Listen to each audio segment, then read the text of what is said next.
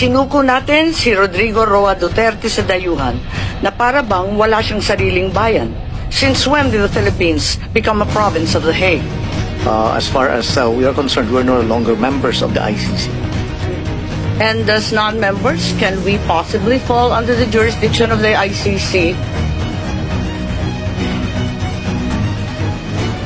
Yes, ma'am. Okay. Because we, under the... What's the use of signing or ratifying a treaty if it bears no weight? Nagsalita po ang ating mahal na Secretary John Vic na ang nagplano po rito, o yung pagkaintindi namin, itong apat na pinangalanan ang siyang nagplano. I said it was not me. There were other people in the room, but we did not discuss any plans of any arrest. Oh, really, huh? And was that the plan from the very Yes, from the beginning? very What was, and who was really on top of this? Ikaw ho ba nagplano ng lahat ng ito? Hindi naman. It was a group effort. Secretary Chidoro was there, Secretary Andrew Mazuki, and the President and I. Sinabi ninyo na hindi kayo mag-isa na nagplano, kundi isang There was no grupo. planning, ma'am. Pero yun ang sabi eh. There was, I said, hindi ako nagplano.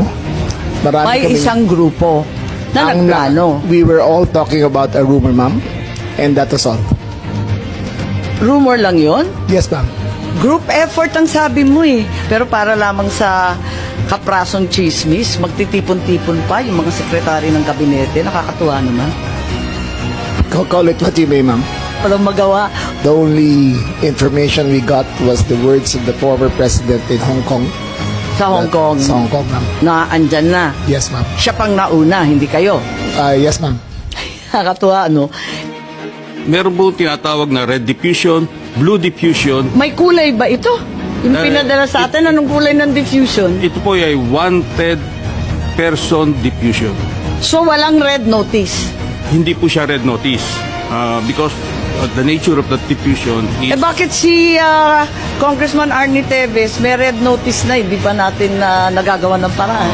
hindi ko po masagot. Ma'am, yung kay Arnie Teves ho, Ang pagkaintindi namin, red notice din ang sinasabi. Eh ngayon, lumalabas na wala kailanman na lumabas na red notice mula sa Interpol, kundi diffusion lamang. baka dahil sa panahon, kasi mabilis po ang pagganap ng lahat, yung mga pangyayari. So, ibig sabihin, ang katotohanan, walang red notice. Mag-ingat po kayo, you're under oath, makokontempt po tayo. Was this warrant presented to PRRD at the time he was arrested? Pwede bang may sumagot? Si General Torre, mukhang kabisado niya, siya yung nasa video eh. Soft copy was given to them on the tube. Ikaw naman Yes, ma'am. bumasa ng Miranda rights, hindi man lang yung prosecutor. Tinikoberan mo na yung papel ng DOJ, kaya sumagot ka ngayon. I-present po namin kay President Duterte na nasa Nabasa niya lahat, 250. 15 pages. Ah. Ang bilis-bilis lang lumabas eh. Hindi po niya nabasa yun. Hindi niya nabasa. Hindi niya. Pagpalagay natin hindi siya vice president, she is an immediate member of the family. Ang immediate members of the family, 24 hours pwede bumisita sa amin, nakakulong kami. Eh ito hindi pa nakakulong. Anak ito. Bakit hindi niya pinapasok? Maliban doon, is this not a violation of RA 7438 that requires that you guarantee access to an attorney? Oh my God.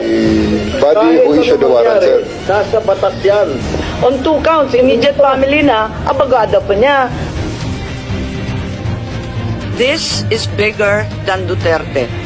This is about our dignity as Filipinos. Ang hustisyang ipinapataw ng dayuhan ay hindi hustisya.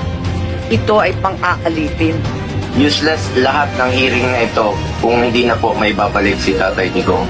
Kung kaya niyo po siyang dalayin doon in less than 1 day sa loob po ng 13 na oras, dapat kaya niyo rin po siyang ibalik dito sa lalong madaling panahon.